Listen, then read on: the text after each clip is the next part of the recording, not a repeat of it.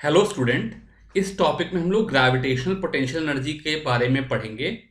तो अभी तक जब मैं ग्रेविटेशनल पोटेंशियल एनर्जी ले रहा था तो मैं क्या कह रहा था, सपोज करो ये मेरी अर्थ की सरफेस है, मेरे पास ये बॉडी रखी है। मैं अगर इसको ऊपर ले जाना चाहूँ तो इसके ऊपर एक mg फोर्स नीचे की तरफ लग रहा है, मैं डिस्प्लेसमेंट ऊपर की तरफ कर रहा हूँ। तो जैसे मैंने बताया था कि potential energy v is equal to rather delta v is equal to minus integral f dot D R होती है फ्रॉम r1 टू r2। तो यहां पर मैं क्या कर रहा था, किसी हाइट अगर h1 से h2 तक इसको ले जाऊं तो ये माइनस इंटीग्रल h1 से h2 f dot D R की value minus M G D R हो गई, बिकॉज यहां पर जो फोर्स है वो नीचे की तरफ लग रहा है और डिस्प्लेसमेंट ऊपर की तरफ हो रहा था। तो ये माइनस माइनस कैंसिल हो गए और इसकी value M G H two minus H one हो गई। ये मेरी ग्रेविटेशनल पोटेंशियल एनर्जी हो गई। फिर मैंने कहा कि H one is equal to zero को अगर मैं डेटम ले लूं, यानी कि बॉटम मोस्ट पॉइंट को अगर मैं डेटम ले लूं, तो फिर v at h minus V at zero is equal to M G H आ गया। और v एट जीरो को चूंकि मैंने जीरो ले लिया इसलिए यहां से मेरा v at h is equal to M G H आ गया था। इस तरीके से मैंने वर्क पावर एनर्जी में ग्रेविटेशनल पोटेंशियल एनर्जी निकाली थी। अब मेरी लाइफ में प्रॉब्लम है। प्रॉब्लम क्या है कि अभी जब मैं इस तरह के काम कर रहा हूं तो मैं अर्थ की सरफेस से 2 किलोमीटर 5 किलोमीटर ऊपर ही जा रहा हूं। लेकिन सपोज करो ये मेरी अर्थ है और ये बगल में मून रखा है और मुझे यहां से मून की तरफ जाना है, तो मैं यहां पर ये वाला फॉर्मूला यूज नहीं कर सकता। इसमें कई प्रॉब्लम है। पहली प्रॉब्लम तो ये है कि जब मैं अर्थ से मून की तरफ जा रहा हूं, यानी कि 2 किलोमीटर 4 किलोमीटर नहीं 3 लाख किलोमीटर दूर जा रहा हूं, तो एक तो यहां पर ग्रेविटी कांस्टेंट नहीं रही, क्योंकि ग्रेविटी जो होगी वो वेरी कर रही होगी, हाइट के साथ ग्रेविटी वेरी कर रही थी। तो यहां पर तो मैंने ग्रेविटी को अप्रोक्सीमेटली कांस्टेंट ले लिया था। यहां पर ग्रेविटी की वैल्यू कांस्टेंट नहीं रहेगी, तो जो g है जिसको मैंने कांस्टेंट ले लिया था वो actually G M E by R square type का वेरिएशन शो करेगा। तो मेरा इंटीग्रेशन चेंज हो जाएगा, सब चीजें चेंज हो जाएंगी। इसलिए जब हम ग्रेविटी वाले चैप्टर में, ग्रेविटेशनल चैप्टर में पोटेंशियल एनर्जी देखते हैं, इसको दूसरी तरीके से देखते हैं। ये जो ग्रेविटेशनल पोटेंशियल एनर्जी का फॉर्मूला था ये गलत नहीं था, पर ये सही है अगर मैं 2 मीटर 10 मीटर 50 मीटर 1 किलोमीटर के लिए अप्लाई करूं।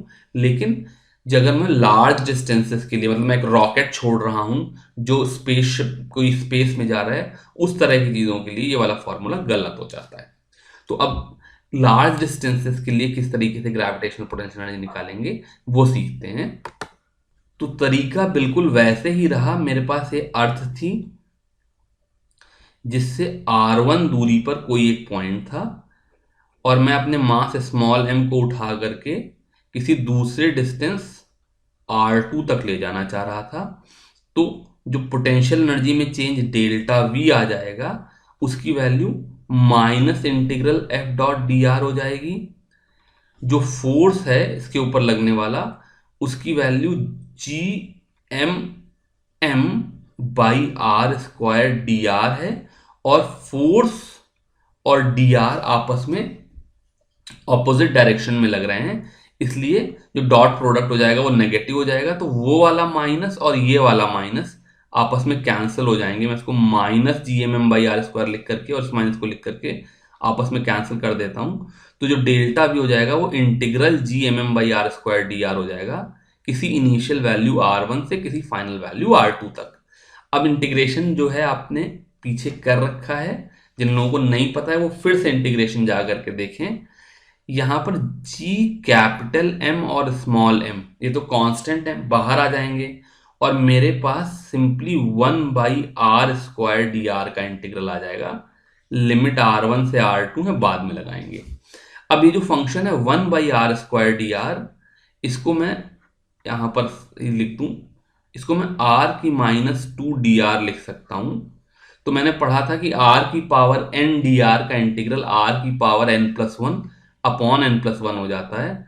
तो इसका जो इंटीग्रल होगा वो r की power minus 2 plus one upon minus 2 plus one हो जाएगा। जिसको मैं -1/r लिख सकता हूं। तो इसका मतलब जो मेरा इंटीग्रेशन हो जाएगा वो जाएगा GMM इंटू -1/r, और लिमिट लगेगी R1 से R2 तक। तो ये हो जाएगा -GMM/R2, और माइनस ऑफ माइनस, बिकॉज जब लिमिट लगाते हो सब्ट्रैक्ट करते हैं ना, तो इसलिए प्लस GMM/R1। इस तरीके से मेरा चेंज इन पोटेंशियल एनर्जी आ जाएगा डेल्टा V। इस तरीके से मेरा चेंज इन पोटेंशियल एनर्जी आ जाएगा, जिसको मैं V at R2 minus V at R1 लिख सकता हूं। अब मुझे डेटम चूज करना है और उसके बेसिस पे V एट R लिख लेना है।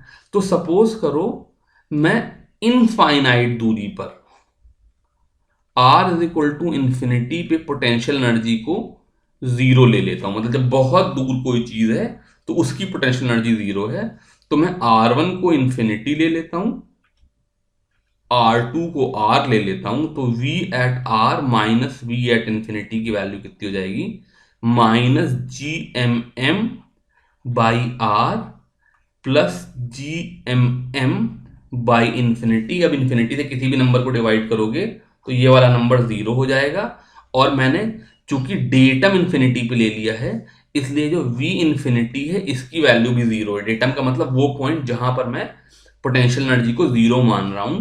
तो अगर मैं इंफिनिटी पे डेटम ले लूं, मैंने डेटम चेंज कर दिया, पहले मैं अर्थ की सरफेस पे डेटम ले रहा था, अब मैं इंफिनिटी पे डेटम ले रहा हूं, तो इंफिनिटी के डेटम के साथ VR की वैल्यू -GMM/R आ जाती है। अब यहां पर मैं एक चीज क्लियर कर दूं कि जब हम वर्क पावर एनर्जी के प्रॉब्लम लगा रहे थे और mgh वाला फॉर्मूला लगा रहे थे, अर्थ की सरफेस पे डेटम ले रहे थे, तो वो भी सारी प्रॉब्लम्स अपने आप में सही हैं एज लॉन्ग एज हम लोग सब जगह वही फॉर्मूला लगाएं, सब जगह वो डेटम चूज करें। यहां पर जब हम ग्रेविटेशन की प्रॉब्लम लगाएंगे तो हम लोग इन्फिनिटी पे डेटम लेंगे और ये वाला VR इक्वल टू -GMM/R वाला फॉर्मूला अप्लाई करेंगे, और ये भी अपने आप में सही है अगर हम लोग सब जगह ये वाली चीज यूज करें।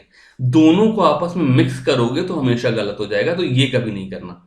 तो यहां पर हम लोग यही वाला पोटेंशियल एनर्जी का फॉर्मूला यूज करेंगे और इसी को यूज करके प्रॉब्लम सॉल्व करेंगे। तो अब मैंने क्या निकाल लिया कि सपोज करो मेरे पास कोई एक बॉडी हो M1, कोई दूसरी बॉडी हो M2, और इनके बीच का गैप अगर हो R12, तो जो पोटेंशियल एनर्जी है इस सिस्टम की वो -GM1M2/R12 है। ठीक है, 2 पॉइंट सिस्टम के लिए मैंने पोटेंशियल एनर्जी निकाल ली।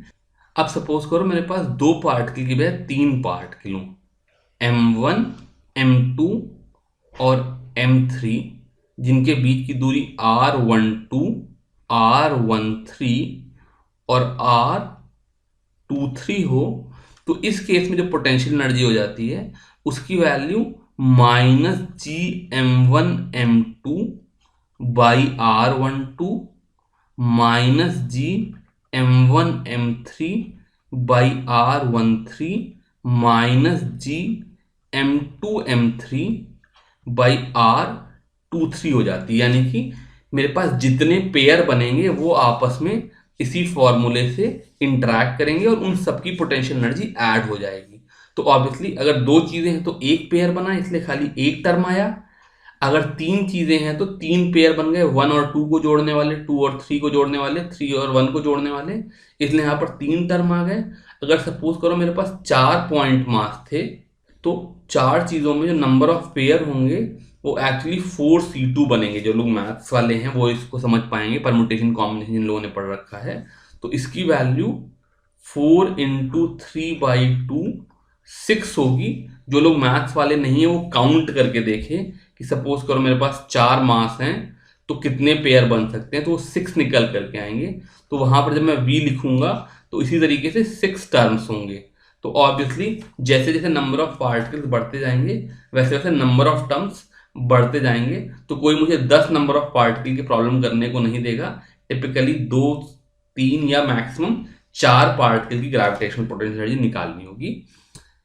इसी चीज को लेकर के इन्होंने यहाँ पर एक एग्जाम्पल दिया, कह रहे हैं find potential energy of a system of 4 particles placed at the vertices of a square of side L also obtain the potential at the centre of the square.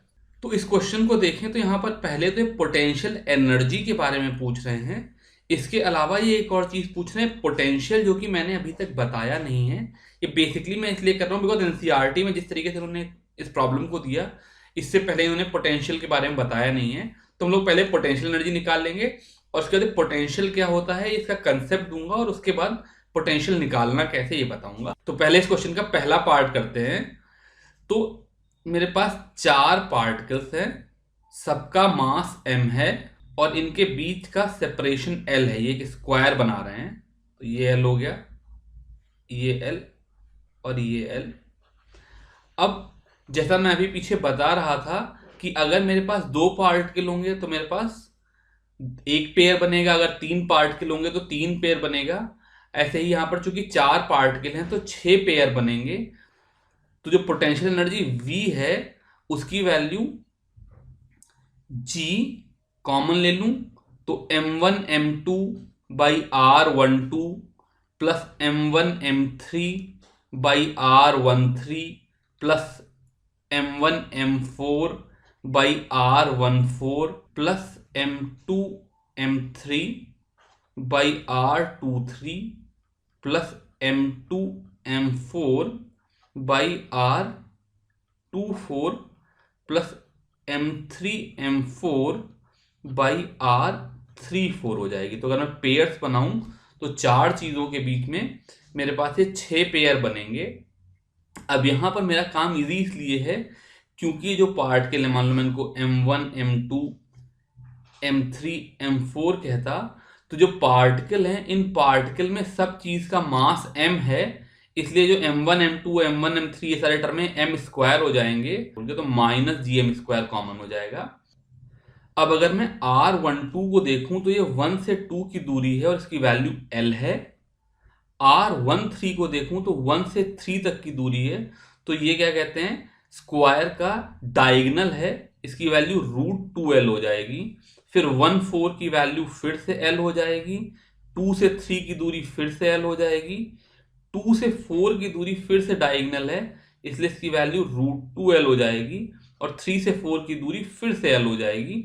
तो ओवरऑल ये m स्क्वायर तो common हो गए, यहाँ पे l वाले ये 4 term हो गए, इसलिए मैं इसको 4/l लिख सकता हूं, और √2l वाले 2 टर्म हो गए, तो ट्वाइस ऑफ डिनोमिनेटर में √2l।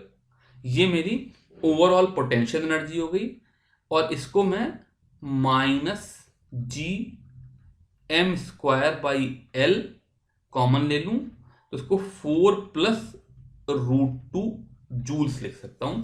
इस तरीके से मैं सिस्टम की पोटेंशियल एनर्जी निकाल। अब अगला कंसेप्ट रहा ग्रेविटेशनल पोटेंशियल का, तो उसको पहले समझते हैं और उसके बाद फिर will find potential at the centre of square. तो ये जो वर्ड पोटेंशियल है ये हम लोगों ने इलेक्ट्रिसिटी में सुना है, जहां पर हम लोग पोटेंशियल डिफरेंस की बात करते हैं, और इलेक्ट्रिसिटी में पोटेंशियल डिफरेंस का मतलब होता था work done per unit charge. 12th class में हम लोग इलेक्ट्रिक पोटेंशियल के बारे में बहुत अच्छे से पढ़ेंगे, जब इलेक्ट्रोस्टैट्स के बारे में पढ़ेंगे।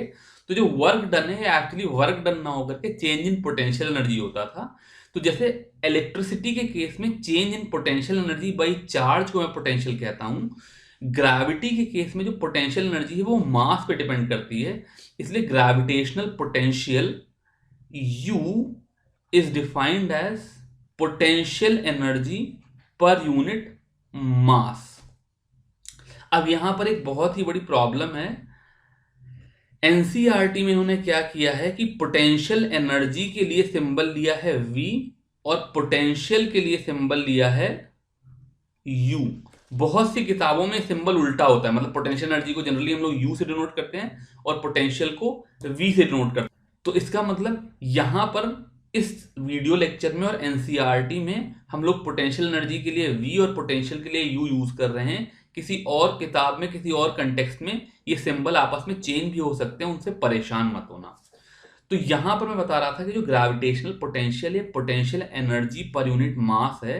इसका मतलब क्या हुआ, सपोज करो मेरे पास एक मास कैपिटल M हो और इससे r डिस्टेंस पे कोई पॉइंट P रखा हो, तो अभी पॉइंट P पे कोई दूसरा मास नहीं है इसलिए सिस्टम की कोई पोटेंशियल एनर्जी नहीं है।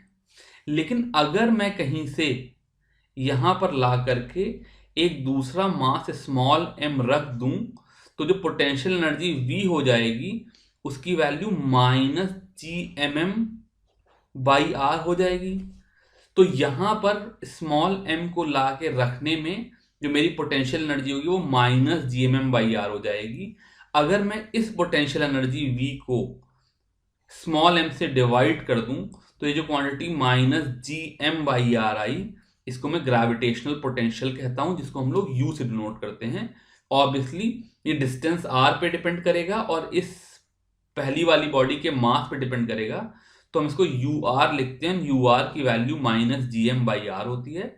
जैसे पोटेंशियल एनर्जी स्केलर की तरह से ऐड हो जाती है वैसे ही पोटेंशियल भी स्केलर की तरह से ऐड हो जाता है। इसका मतलब कैपिटल M एक मास ना होकर के सपोज करो M1 M2 M3 जैसे 3 मास होते और कोई एक पॉइंट P होता जिसकी दूरी R1 R2 और R3 होती इन तीनों मासेस M1 M2 M3 से, तो फिर इस केस में मैं पोटेंशियल एट R लिख देता -Gm1/r1 -Gm2/r2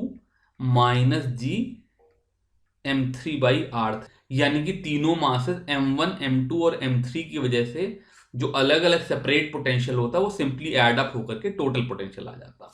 अब यही काम यहाँ पे करना है। तो ये पूछ रहे हैं also obtain the potential at the centre of the square. तो अगर मैं सेंटर ऑफ स्क्वायर पे इस पॉइंट P को लिखूं तो इस पॉइंट P का पोटेंशियल UP जो हो जाएगा उसकी वैल्यू हो जाएगी -Gm1/r1 -Gm2/r2, ये दूसरी की वजह से पोटेंशियल -Gm3/r3 -Gm4/r4, चारों को ऐड करना है। चूंकि मेरे सारे मास इक्वल हैं इसलिए -Gm, और ये सारे डिस्टेंस भी लकली यहां पे इक्वल हैं। चूंकि पूरा मेरा डायगोनल √2l है इसलिए इस दूरी की वैल्यू √2l का हाफ यानी कि l/√2 हो जाएगी। तो -Gm/l/√2 × 4 हो जाएगा। 4 इसलिए क्योंकि ऐसे 4 मासेस हैं, तो इसकी वैल्यू -4√2 Gm/l हो जाएगी। इस तरीके से हम लोग पोटेंशियल भी निकाल सकते हैं। फिर से ये बात बता दूं कि यहां पर मैं पोटेंशियल एनर्जी के लिए V यूज कर रहा हूं और पोटेंशियल के लिए U यूज कर रहा हूं। ये NCERT के हिसाब से कर रहा हूं, दूसरी बुक्स में इसका उल्टा भी मिल सकता है। अगला कंसेप्ट आया एस्केप स्पीड का। तो कंसेप्ट ये कि सपोज करो मैं अर्थ की सरफेस पे बैठा हुआ हूं और यहां पर मेरे पास एक पार्टिकल है और मैं इसको कोई वेलोसिटी V दूं तो थोड़ी दूर तक जाएगा, फिर लौट करके वापस अर्थ की तरफ अट्रैक्ट हो जाएगा। थोड़ी और ज्यादा स्पीड दूंगा तो थोड़ा और दूर तक जाएगा और ये वापस लौट करके आ जाएगा। ये पूछ रहे हैं कि मैं इसको कितनी स्पीड दे दूं कि ये कभी लौट करके ही ना आए, इन्फिनिटी तक चला है।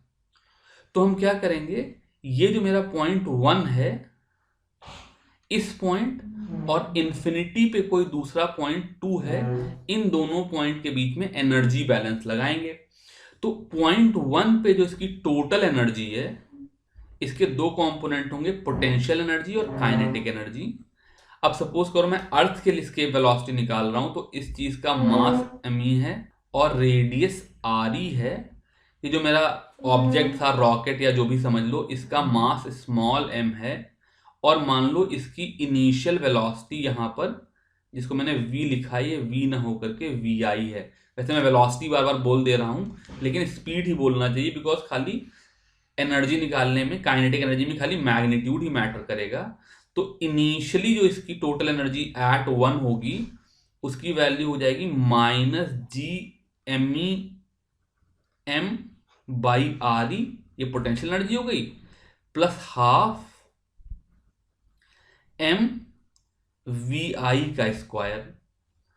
अब मान लो जब ये 2 पे पहुंचा तो चूंकि यहां पर अगर मैं टोटल एनर्जी लिखूंगा, टोटल एनर्जी एट 2, तो फिर से वही पोटेंशियल प्लस काइनेटिक होगी। चूंकि यहां पे सेपरेशन इनफाइनाइट हो गया है तो इसकी वैल्यू 0 हो जाएगी। डिनोमिनेटर में जो आर है वो इनफाइनाइट हो जाएगा, तो पोटेंशियल एनर्जी जीरो हो जाएगी। काइनेटिक एनर्जी, अगर यहां पर इसकी वेलोसिटी v फाइनल है तो इसकी kinetic energy half M V final square होगी। और अगर बीच में मैं विस्कस एयर ड्रैग वगैरह की वजह से जो एनर्जी लॉसेज है उनको नेग्लिजिबल मान लूं, तो इन दोनों को लिमिटिंग केस में इक्वल होना चाहिए। अब जो मेरा ये टर्म है half M V final square, चूंकि किसी चीज का स्क्वायर है इसलिए this number is greater than equal to zero. इसका मतलब minus G M E M by R E plus half M V I square, this thing should be greater than equal to zero. इस negative चीज को इधर ले जाऊं तो मेरी half M V I square should be greater than equal to ji M E M by R E, और ये m से m कैंसिल कर दूं और 2 को इधर भेज दूं, तो जो मेरी इनिशियल वेलोसिटी है that thing should be equal to rather greater than equal to under root of 2gme by R E. और चूंकि gme by R E square small g होता है तो इसको मैं अंडर रूट ऑफ 2g भी बोल सकता हूं। तो ये जो मैग्नीट्यूड आया इसको मैं कैलकुलेट करूंगा तो इसकी वैल्यू अर्थ के लिए 11.2 किलोमीटर पर सेकेंड होती है। इसका मतलब मैं 11.2 किलोमीटर पर सेकेंड की स्पीड से एक रॉकेट या कोई ऑब्जेक्ट फेंक दूं तो वो इंफिनिटी तक चला जाएगा। अगर 11.2 से ज्यादा फेंक दूंगा तो इंफिनिटी पे उसकी वेलोसिटी ग्रेटर देन जीरो होगी, अगर 11.2 से एग्जैक्ट फेंकूंगा तो इंफिनिटी पे उसकी वेलोसिटी जस्ट जीरो होगी, लेकिन फिर वो इनफाइनाइट दूरी तक चला जाएगा। ये जो स्पीड हुई ये एस्केप स्पीड कहलाई। यहां पर जो कि मैंने खाली वी आई का स्क्वायर ही यूज किया, इसलिए जो एस्केप स्पीड है उसमें डायरेक्शन का कोई इंपॉर्टेंस नहीं है। जैसे मैं इसको परपेंडिकुलर तरफ फेंक रहा था, किसी दूसरे डायरेक्शन में भी फेंकता, मान लो इस तरफ फेंक देता, इस तरफ फेंक देता, तो भी ये एस्केप ही कर जाता। एक और चीज यहां पर इंपॉर्टेंट है कि यहां पर जो मैंने एनर्जी निकाली वो इस पार्टिकल को अर्थ की सरफेस से इंफिनिटी तक ले जाने की एनर्जी निकाली। लेकिन जैसे सपोज करो अभी हम लोगों ने मंगलयान मंगल तक भेजा, तो इस तरह से मुझे कोई रॉकेट अर्थ की सरफेस से मंगल की सरफेस तक पहुंचाना हो तो जो वेलोसिटी चाहिए हो वो थोड़ी 11.2 से कम भी हो सकती है। इसी चीज को लेकर के इन्होंने एग्जाम्पल दिया है। ये कह रहे हैं 2 uniform solid spheres of equal radii R but mass m and 4m have a centre to centre separation of 6r। Spheres के बीच की दूरी 6r है, दोनों का रेडियस r है as shown in the figure. The two spheres are held fixed. A projectile of mass m is projected from the surface of the sphere of mass capital M, यानी कि इस वाले से भेजा गया directly towards the center of the second sphere, जो 4m वाला है इसकी तरफ भेजा गया। Obtain an expression for minimum speed v of the projectile so that it reaches the surface of the second sphere. तो जैसे पिछली बार मैं उसको इंफिनिटी तक ले जा रहा था, यहां पर मुझे क्या होगा, सपोज करो ये मेरा पॉइंट ए है, 1 जैसे मैं ले रहा था, इस बार ए ले रहा हूं, ये मेरा पॉइंट बी है। तो अगर मुझे इस प्रोजेक्टाइल को ए से बी तक पहुंचाना है तो मुझे ए से बी तक वास्तव में नहीं पहुंचाना होगा, बीच में कोई एक पॉइंट एन ऐसा आएगा जिसको मैं न्यूट्रल पॉइंट कहता हूं, जहां पर फोर्स जीरो हो जाएगा। एन से पहले क्या हो रहा होगा, इस बॉडी को ऊपर जो नेट फोर्स लग रहा होगा, अगर मान लो मैं यहाँ पे ए बना दूं, बी बना दूं और ये एन बना दूं, तो एन से पहले क्या होगा कि जो बॉडी पे नेट फोर्स होगा वो इधर की तरफ लगेगा, बिकॉज कैपिटल एम वाले मास का फोर्स ज्यादा होगा, 4m वाले मास का फोर्स कम होगा, और ओवरऑल नेट अट्रैक्शन एम वाली बॉडी के ऊपर लगेगा। फिर जैसे जैसे दूर जाते जाएंगे वैसे वैसे कैपिटल एम का फोर्स कमजोर होता जाएगा, 4m का फोर्स स्ट्रांग होता जाएगा। तो करते करते कोई एक ऐसा पॉइंट आएगा जहां पे फोर्स जीरो आ जाएगा, उससे और आगे चलेंगे तो फिर बॉडी बी का अट्रैक्शन बढ़ जाएगा। तो अब इस पॉइंट के आगे अट्रैक्शन आगे की तरफ है, तो एक बार मैंने अपने प्रोजेक्टाइल को एन को क्रॉस करा दिया, तब तो फिर आगे उसको चलते ही जाना है, बिकॉज अब तो फिर बात बॉडी भी उसको अट्रैक्ट कर लेगी। तो ए पे जो मेरी potential energy V plus kinetic energy K होगी, तो पोटेंशियल एनर्जी में यहाँ पे दो कंपोनेंट हो जाएंगे, एक m मास की वजह से पोटेंशियल एनर्जी और एक 4m मास की वजह से पोटेंशियल एनर्जी।